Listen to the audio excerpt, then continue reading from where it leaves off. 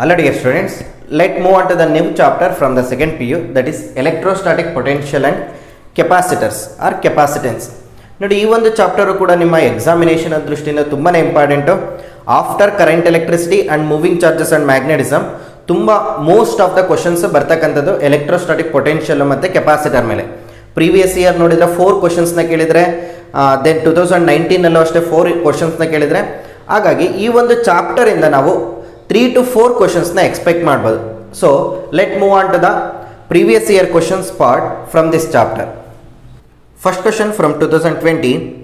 Figure shows 3 points A, B and C in a region of uniform electric field E.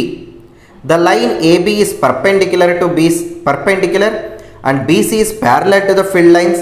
Then which of the following holds good? VA, VB and VC represent the electric potential at the point A, B and C respectively. ನೋಡಿ diagram ಈ ರೀತಿ ಕೊಟ್ಟಿದ್ದಾರೆ. This is the uniform electric field. This are the 3 points A, B and C. ಹಾಗಾದರೆ what is the relation between potential at A, potential at B, potential at C ಅಂತ ಕೇಳಿದ್ದಾರೆ. ನೆನಪಿರಬೇಕು, ಯಾವುದೇ ಒಂದು electric field are the direction of the electric field is from higher potential to lower potential. Means in the direction of the electric field potential ಏನಾಗ್ತಾ ಹೋಗುತ್ತೆ ಅಂದರೆ decrease ಆಗ್ತಾ ಹೋಗುತ್ತೆ. ಹಾಗಾಗಿ ಈ ಪಾಯಿಂಟು ಮತ್ತು ಈ ಪಾಯಿಂಟಲ್ಲಿ ಪೊಟೆನ್ಷಿಯಲ್ಲು ಸೇಮ್ ಇರುತ್ತೆ. V A is equal to V B, because they are in the same line ಅಲ್ವಾ. ಇಲ್ಲೂ ಕೂಡ ಪೊಟೆನ್ಷಿಯಲ್ ಸೇಮ್ ಇರುತ್ತೆ, ಇಲ್ಲೂ ಕೂಡ ಪೊಟೆನ್ಷಿಯಲ್ ಸೇಮ್ ಇರುತ್ತೆ, ಇಲ್ಲೂ ಕೂಡ ಪೊಟೆನ್ಷಿಯಲ್ ಸೇಮ್ ಇರುತ್ತೆ. But in the direction of the electric field ಏನಾಗಬೇಕು, ಪೊಟೆನ್ಷಿಯಲ್ ಡಿಕ್ರೀಸ್ ಆಗ್ತಾ ಹೋಗಬೇಕು.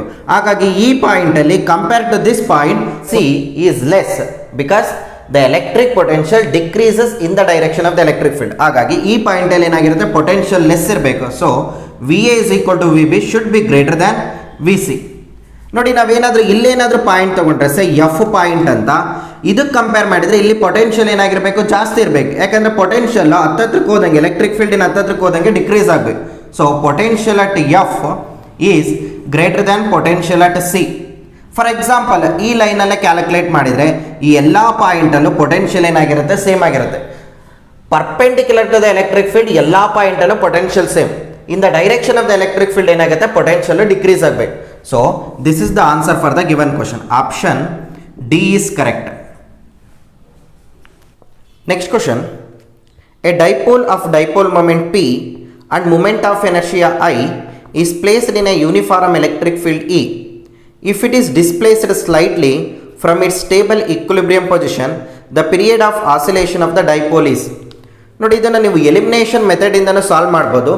ನಿಮಗೆ ಗೊತ್ತಿದೆ ಟೈಮ್ ಪೀರಿಯಡ್ ಯಾವ ರೀತಿ ಬರಬೇಕಂದ್ರೆ, say for example angular frequency angular velocity omega is equal to 2π/t. It implies T is equal to ಏನಾಗಿರಬೇಕು, 2π ಇಂಟು 2π/ω ಆಗಿರಬೇಕಲ್ವಾ. 2π/ω ಅಲ್ವಾ, ಟಿ ಇಲ್ಲಿ ಹೋಗ್ತಿದೆ 2π/ω. ಮೀನ್ಸ್ ನಿಮಗೆ ಟೈಮ್ ಪೀರಿಯಡಲ್ಲಿ 2π ಅನ್ನೋ ಒಂದು ಕ್ವಾಂಟಿಟಿ ಇರುತ್ತೆ. Means this is the constant. ನೀವು ಆಪ್ಷನ್ನು ಸಿ ಮತ್ತು ಬಿನ ನೋಡಿದರೆ ಅಲ್ಲಿ 2π ಅನ್ನೋ ಕಾನ್ಸ್ಟೆಂಟೇ ಇಲ್ಲ.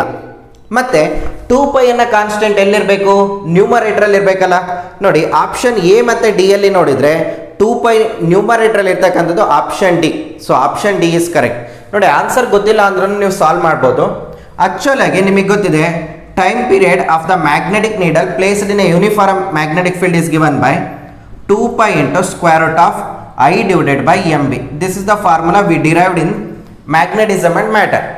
ಅದೇ ರೀತಿ ಎಲೆಕ್ಟ್ರಿಕ್ ಫೀಲ್ಡಲ್ಲಿ ಬರೆದಾಗ 2π as constant, I is moment of inertia is also same, M ಅನ್ನೋದು magnetic moment. Electrically electric moment ಏನಾಗಿರುತ್ತೆ, P ಆಗಿರುತ್ತೆ. B ಅನ್ನೋದು ಮ್ಯಾಗ್ನೆಟಿಕ್ ಫೀಲ್ಡ್, ಎಲೆಕ್ಟ್ರಿಕ್ ಫೀಲ್ಡಲ್ಲಿ E ಆಗಿರುತ್ತೆ. This is the formula of A time period of A electric dipole placed in N uniform electric field. This is formula in the magnetic field, that is the magnetic needle placed in a magnetic field. So these are the two similar formulas. So answer for the question is option D. Next question from 2020. The difference between equivalent capacitances of two identical capacitors connected in parallel to that in series is 6 microfarad. The value of capacitance of each capacitor is. ಇಲ್ಲೇನು ಕೊಟ್ಟಿದ್ದಾರೆ ಅಂದರೆ question number 3 ಅಲ್ಲಿ the equivalent capacitance, difference between the equivalent capacitance is parallel to series. Means parallel ಕೇಸಲ್ಲಿ C P ಅಂತ ತೊಗೊಂಡ್ರೆ, series ಕೇಸಲ್ಲಿ C S ಅಂತ ತೊಗೊಂಡೆ. ಇದರ ಡಿಫ್ರೆನ್ಸ್ ಕೊಟ್ಟಿದ್ದಾರೆ, ದಟ್ ಈಸ್ 6 ಮೈಕ್ರೋಫ್ಯಾರಡ್. ಹಾಗಾದರೆ C1 ಆ್ಯಂಡ್ C2 ಏನಾಗಿರುತ್ತೆ ಅಂತ ಕೇಳಿದ್ದಾರೆ. They are asking what will be the value of each capacitance. So ನಮಗೆ ಗೊತ್ತಿದೆ two capacitors connected in series. Formula ಏನಾಗಿರುತ್ತೆ, CS is equal to C1 C2 divided by C1 plus C2. Actual formula ಏನು, 1/CS is equal to 1/C1 plus 1 divided by C2. ಇಲ್ಲಿ two identical capacitors ಅಂತ ಹೇಳಿದರೆ, so CS is equal to ಏನಾಗುತ್ತೆ, C1 C2 is C divided by C plus C, that is equal to C/2 ಆಯಿತು. Parallel ಕೇಸಲ್ಲಿ ಏನಾಗಿರುತ್ತೆ, C1 plus C2 that is equal to 2C. ಇಲ್ಲಿ substitute ಮಾಡಿದರೆ ಈ ಈಕ್ವೇಷನಲ್ಲಿ CP is nothing but 2C minus CS is nothing but C divided by 2, that is equal to 6.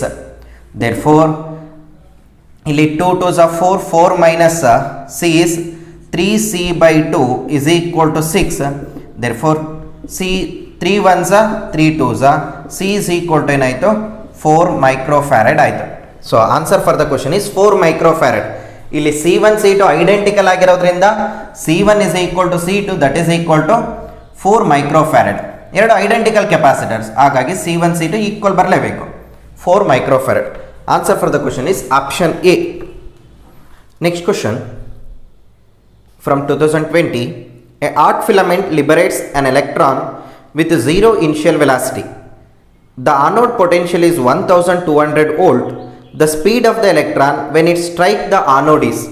ನೋಡಿ ಕ್ವಶನಲ್ಲಿ ಏನು ಹೇಳಿದ್ದಾರೆ ಅಂದರೆ, ಕ್ವಶನ್ ನಂಬರ್ 4 ಅಲ್ಲಿ ಇಲ್ಲೊಂದು ಕ್ಯಾಥೋಡ್ ಇದೆ, it emits electrons. Okay, initial velocity will be 0. ಇಲ್ಲಿ ಆನೋಡ್ ಇದೆ, anode having A potential of 1200 volt. 1200 volt ಇದೇನು ಮಾಡುತ್ತೆ, ಇದು ಪಾಸಿಟಿವ್ ಪೊಟೆನ್ಷಿಯಲ್ ಆಗಿರೋದ್ರಿಂದ ಈ ಎಲೆಕ್ಟ್ರಾನ್ನ ಆಕ್ಸಿಲರೇಟ್ ಮಾಡುತ್ತೆ.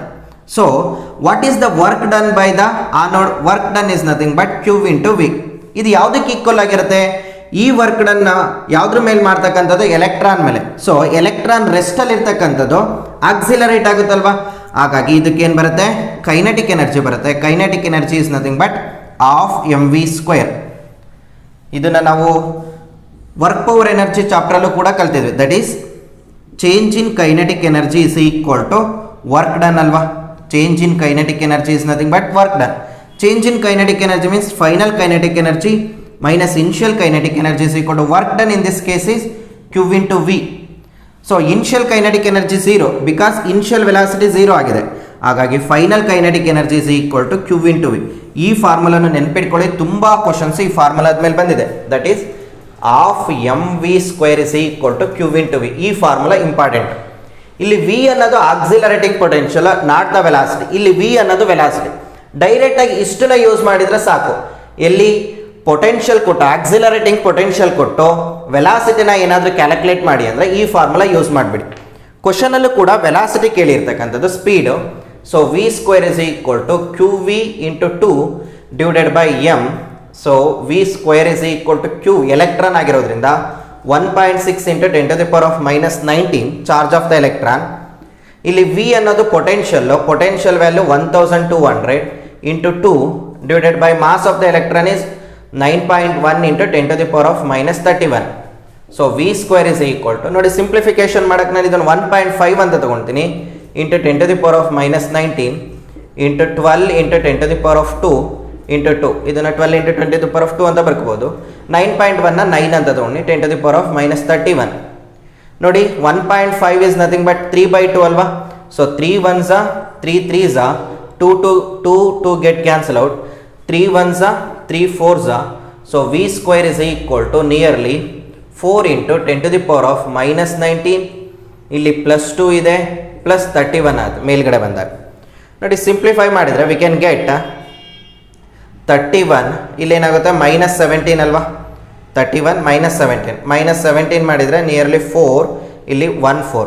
So V² is equal to 4 into 10 to the power of 14. So V is equal to 2 into 10 to the power of 7 meter per second. This is the answer for the given question. So ಆಪ್ಷನ್ನಲ್ಲಿ nearest answer option A ಆಗಿದೆ, 2.1 into 10 to the power of 7 meter per second. Next question from 2019. 2019 nearly 5 ಕ್ವಶನ್ಸ್ನ ನಿಮ್ಮ ಎಕ್ಸಾಮಿನೇಷನಲ್ಲಿ ಕೇಳಿದ್ದಾರೆ. Let move on to the first question. The equivalent capacitance between A and B is. Circuit ಈ ರೀತಿ ಕೊಟ್ಟಿದ್ದಾರೆ. ಈ ಕ್ವಶನ್ನ ಯಾವ ರೀತಿ ಸಾಲ್ವ್ ಮಾಡ್ಬೋದು? ಈ ಸರ್ಕ್ಯೂಟ್ನ ಫಸ್ಟ್ ನಾವೇನು ಮಾಡಬೇಕು ಅಂದರೆ ಸಿಂಪ್ಲಿಫೈ ಮಾಡಬೇಕು. ನೋಡಿ, ನಾನು 2 ವಿಧಾನದಲ್ಲಿ ಹೇಳ್ಕೊಡ್ತೀನಿ ಸಿಂಪ್ಲಿಫೈ ಮಾಡ್ತಕ್ಕಂಥದ್ದು. ಫಸ್ಟ್ ಏನಂದರೆ ನೋಡಿ, ಇಲ್ಲಿ ಎ ಪಾಯಿಂಟ್ ಆಗಿರೋದ್ರಿಂದ ಇಲ್ಲಿ ಈ ಬಿಟ್ವೀನ್ ಇಲ್ಲಿಂದ ಇಲ್ಲಿಗೆ ಯಾವುದೇ ರೀತಿ ಕೆಪಾಸಿಟರ್ ಅಲ್ಲ ಅಂದರೆ ಈ ಪಾಯಿಂಟು ಕೂಡ ಏನೇ ಆಗಿರುತ್ತೆ. ನೋಡಿ, ಈ ಲೈನಲ್ಲಿ ಇಲ್ಲಿ ಯಾವುದೇ ರೀತಿ ಕೆಪಾಸಿಟರ್ ಇಲ್ಲ ಅಂದ್ರೆ ಇದು ಕೂಡ ಏನಾಗಿರುತ್ತೆ, ಎ ಆಗಿರುತ್ತೆ. ಇಲ್ಲಿ ಕೆಪಾಸಿಟರ್ ಕನೆಕ್ಟ್ ಮಾಡಿರೋದ್ರಿಂದ ಇಲ್ಲಿ ಏನಾಗುತ್ತೆ, ಪೊಟೆನ್ಷಿಯಲ್ ಡಿಫ್ರೆಂಟ್ ಆಗುತ್ತೆ. ಇಲ್ಲಿ ಎ ಅಂದರೆ ಇಲ್ಲಿ ಎಷ್ಟು ಪೊಟೆನ್ಷಿಯಲ್ ಇರುತ್ತೆ, ಇಲ್ಲೂ ಅಷ್ಟೇ ಪೊಟೆನ್ಷಿಯಲ್ ಇರುತ್ತೆ, ಇಲ್ಲೂ ಕೂಡ ಅಷ್ಟೇ ಪೊಟೆನ್ಷಿಯಲ್ ಇರುತ್ತೆ. ಇಲ್ಲಿ ಕೆಪಾಸಿಟರ್ ಕನೆಕ್ಟ್ ಮಾಡಿರೋದ್ರಿಂದ ಇಲ್ಲಿ ಪೊಟೆನ್ಷಿಯಲ್ ಡಿಫ್ರೆಂಟ್ ಆಗುತ್ತೆ. ಸೊ ಇದು ಬಿ ಆಗಿರೋದ್ರಿಂದ ಇದು ಕೂಡ ಬಿ ಆಗುತ್ತೆ. ನೋಡಿ, ಇಲ್ಲಿ ಕೆಪಾಸಿಟರ್ ಕನೆಕ್ಟ್ ಮಾಡಿರೋದ್ರಿಂದ ಇಲ್ಲಿ ಪೊಟೆನ್ಷಿಯಲ್ ಡಿಫ್ರೆಂಟ್ ಆಗುತ್ತೆ. ಸೊ ನಾನು ಈ ಇಲ್ಲಿರ್ತಕ್ಕಂಥ ಪೊಟೆನ್ಷಿಯಲ್ನ ಡಿ ಅಂತ ತಗೊಳ್ತೀನಿ. ಸೊ ಇದು ಡಿ ಆದರೆ ಇದು ಕೂಡ ಡಿ ಆಗುತ್ತೆ, ಯಾಕಂದರೆ ಇಲ್ಲಿ ಯಾವುದೇ ರೀತಿ ಕನೆಕ್ಷನ್ ಇಲ್ಲ. ಇದು ಕೂಡ ಏನಾಗಿರುತ್ತೆ, ಡಿ ಆಗುತ್ತೆ. ಸೊ ಇದನ್ನು ರೀರೈಟ್ ಮಾಡಿ ಬರ್ಕೊಂಡ್ರೆ ನಮಗೆ ಎಲ್ಲಿ ಕ್ಯಾಲ್ಕುಲೇಟ್ ಮಾಡಬೇಕು, ಎ ಮತ್ತು ಬಿ ನಡುವೆ ಪೊಟೆನ್ಷಿಯಲ್ ಮೀನ್ಸ್ ಈಕ್ವಿವ್ಯಾಲೆಂಟ್ ಕೆಪಾಸಿಟೆನ್ಸ್ನ ಕ್ಯಾಲ್ಕುಲೇಟ್ ಮಾಡಬೇಕು. ಹಾಗೆ ಇರಲಿ ಅವೆರಡು ಪಾಯಿಂಟು. ಈಗ ನಾವು ಇನ್ನೊಂದು ಪಾಯಿಂಟ್ನ ನೊಟೇಟ್ ಮಾಡಿದ್ವಲ್ವಾ, ಡಿ ಅಂತ ನೊಟೇಷನ್ ಕೊಟ್ಟಿದ್ವಿ. ನಾನು ಈ ಡಿ ಪಾಯಿಂಟ್ನ ಇಲ್ಲಿ ತೊಗೊಳ್ತೀನಿ. ಓಕೆ, ನೋಡಿ ಈಗ ನೋಡಿ, ಎ ಇಂದ ಡಿಗೆ ಇಲ್ಲಿ 2 ಕೆಪಾಸಿಟರ್ಸ್ ಇದೆ. ಸೊ ಎ ಇಂದ ಡಿಗೆ 2 ಕೆಪಾಸಿಟರ್, 1 ಕೆಪಾಸಿಟರ್ ಅನದರ್ ಕೆಪಾಸಿಟರ್. ಎಷ್ಟಿದೆ ಇದು ಕೂಡ 100 ಪಿಕೋಫ್ಯಾರಡ್ ಇದೆ, ಇದು ಕೂಡ 100 ಪಿಕೋಫ್ಯಾರಡ್ ಇದೆ. 2 ಕೆಪಾಸಿಟರ್ನ ಕನೆಕ್ಟ್ ಮಾಡಿ. ಸೊ ಇವೆರಡು ಎಲಿಮಿನೇಟ್ ಆಯಿತು. ಈಗ ನೋಡಿ, ಎ ಇಂದ ಡಿಗೆ ಮತ್ತೊಂದು ಕೆಪಾಸಿಟರ್ ಇದೆಯಲ್ವಾ. ಸೊ ಎ ಇಂದ ಡಿಗೆ ಇನ್ನೊಂದು ಕೆಪಾಸಿಟ್ರು, ಎ ಇಂದ ಡಿಗೆ 1 ಮೋರ್ ಕೆಪಾಸಿಟರ್ನ ಕನೆಕ್ಟ್ ಮಾಡಿ. ಎಷ್ಟಿದೆ ಅದು, 50 ಪಿಕೋಫ್ಯಾರಡ್ ಇದೆ. ಸೊ ಈ ಕೆಪಾಸಿಟರ್ ಹೊರಟೋಯ್ತು. ನೆಕ್ಸ್ಟ್ ಎ ಇಂದ ಕನೆಕ್ಷನ್ ಆಯಿತು. ಈಗ ಬಿ ಇಂದ ನೋಡಿ, ಬಿ ಇಂದ ಡಿಗೆ 50 ಮೈಕ್ರೋಫ್ಯಾರಡ್ 1 ಕೆಪಾಸಿಟರ್ ಇದೆ. ಸೊ ಬಿ ಇಂದ ಡಿಗೆ 1 ಕೆಪಾಸಿಟರ್ ಇದೆ. ಓಕೆ, ಎಷ್ಟಿದೆ ಅದು, 50 ಮೈಕ್ರೋಫ್ಯಾರಡ್ ಕೆಪಾಸಿಟರ್ ಇದೆ. ಈಗ ನಾವು ಸಿಂಪ್ಲಿಫೈ ಮಾಡ್ತಾ ಹೋಗೋಣ. ನೋಡಿ, ಇವೆರಡು ಏನಾಗಿದೆ, ಸೀರೀಸಲ್ಲಿ ಇದೆಯಲ್ವಾ. ಸೀರೀಸಲ್ಲಿದ್ದಾಗ ಫಾರ್ಮುಲಾ ಏನು, 2 ಕೆಪಾಸಿಟರ್ ಸೀರೀಸಲ್ಲಿದ್ದರೆ C1 C2 divided by C1 plus C2.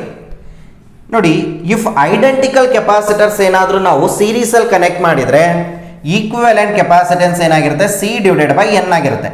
ಇಲ್ಲಿ ಎರಡೂ ಕೆಪಾಸಿಟೆನ್ಸ್ ಸೇಮ್ ಆಗಿರೋದ್ರಿಂದ ಸಿ ವ್ಯಾಲ್ಯೂ ಎಷ್ಟಿದೆ, 100.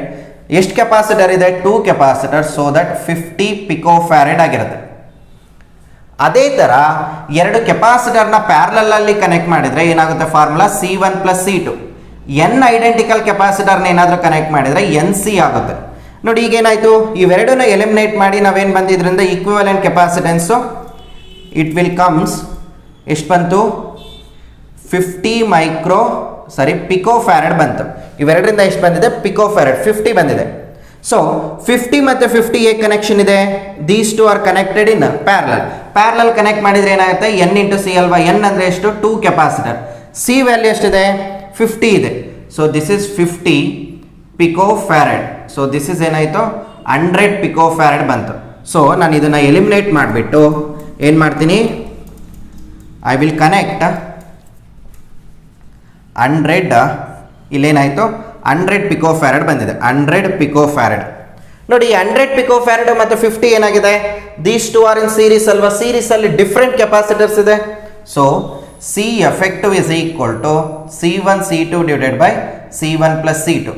C1 ಎಷ್ಟಿದೆ, 100 into 50 divided by 100 plus 50. So that 100 into 50 divided by 150 ಆಯಿತು. 51 53 so 100 divided by 3 ಪಿಕೋಫ್ಯಾರಡ್. Okay, this is the answer for the given question. ನೋಡಿ, ಈ methodology ತುಂಬಾ important. ಈ ಮೆಥಡಾಲಜಿನ ನೀವು ಯೂಸ್ ಮಾಡಿದರೆ ಬೇರೆ ಪ್ರಾಬ್ಲಮ್ಗಳು ಅಥವಾ ಬೇರೆ ಸರ್ಕ್ಯೂಟ್ನು ಕೂಡ ಈಸಿಯಾಗಿ ಸಾಲ್ವ್ ಮಾಡ್ಬೋದು. ಯಾವ ರೀತಿ ಅಂದರೆ, ಇಲ್ಲಿ ಯಾವುದೇ ರೀತಿ ಕನೆಕ್ಷನ್ ಇಲ್ಲಿದ್ರೆ ಅಂದರೆ ಎಲ್ಲ ಪಾಯಿಂಟಲ್ಲೂ ಪೊಟೆನ್ಷಿಯಲ್ ಸೇಮ್ ಆಗಿರುತ್ತೆ. ಇಲ್ಲಾದರೂ ಕನೆಕ್ಷನ್ ಬಂದಿದೆ, ಕೆಪಾಸಿಟರ್ ಕನೆಕ್ಟ್ ಮಾಡಿದ್ದೀವಿ ಅಂದರೆ ಪೊಟೆನ್ಷಿಯಲ್ ಈ ಪಾಯಿಂಟಲ್ಲಿ ಮತ್ತು ಈ ಪಾಯಿಂಟಲ್ಲಿ ಡಿಫ್ರೆಂಟ್ ಆಗುತ್ತೆ. ಹಾಗಾಗಿ ಇಲ್ಲಿ ಕೆಪಾಸಿಟರ್ ಕನೆಕ್ಷನ್ ಇರೋದ್ರಿಂದ ಈ ಪಾಯಿಂಟಲ್ಲಿ ಏನಾಯಿತು, ಡಿಫ್ರೆಂಟ್ ಪೊಟೆನ್ಷಿಯಲ್ ಆಯಿತು. ಆ ಪೊಟೆನ್ಷಿಯಲ್ನ ಡಿ ಅಂತ ತಗೊಂಡೆ. ಇಲ್ಲಿ ಯಾವುದೇ ರೀತಿ ಕನೆಕ್ಷನ್ ಇಲ್ಲ, ಇಲ್ಲೂ ಕೂಡ ಡಿ. ಇಲ್ಲಿ ಯಾವುದೇ ರೀತಿ ಕನೆಕ್ಷನ್ ಇಲ್ಲ, ಇಲ್ಲೂ ಕೂಡ D. So this is the B point. ನಾನೇನು ಮಾಡಿದೆ ಅಂದರೆ ಸರ್ಕ್ಯೂಟ್ನ ರೀರೈಟ್ ಮಾಡ್ಕೊಂಡಿದ್ದೀನಿ. ಅದರ್ವೈಸ್ ನೀವು ಈಸಿಯಾಗಿ ಹಾಗೇನೂ ಸಾಲ್ವ್ ಮಾಡ್ಬೋದು. ನೋಡಿ ಇವೆರಡು ಕೆಪಾಸಿಟರ್ಸ್ ಏನಾಗಿದೆ ಡೈರೆಕ್ಟ್ಲಿ ನೋಡಿದರೆ ನಮಗೇನಾಗುತ್ತೆ ಸೀರೀಸ್ ಕೇಸಲ್ಲಿದೆ. ಸೀರೀಸ್ ಕೇಸಲ್ಲಿ ಏನು ಬರುತ್ತೆ C/N ಅಲ್ವಾ. ಇವೆರಡನ್ನು ಎಲಿಮಿನೇಟ್ ಮಾಡಿದ್ರೆ ಯು ಕ್ಯಾನ್ ಗೆಟ್ 50 ಪಿಕೋಫ್ಯಾರಡ್.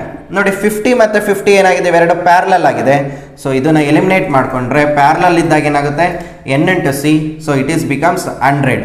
ನೆಕ್ಸ್ಟ್ ನೋಡಿ ಇಲ್ಲಿ ಕನೆಕ್ಷನ್ ಇಲ್ಲ, ಹಾಗಾಗಿ ಇವೆರಡು ಏನಾಯಿತು ಮತ್ತೆ ಸೀರೀಸ್ ಆಯಿತು. ಸೀರೀಸ್ ಕೇಸಲ್ಲಿ C ಈಕ್ವಿವೆಲೆಂಟ್ ಇಷ್ಟು ಬರುತ್ತೆ. ನೋಡಿ this is the simplify way to solve this problem. So answer for the question is 100/3 ಪಿಕೋಫ್ಯಾರಡ್.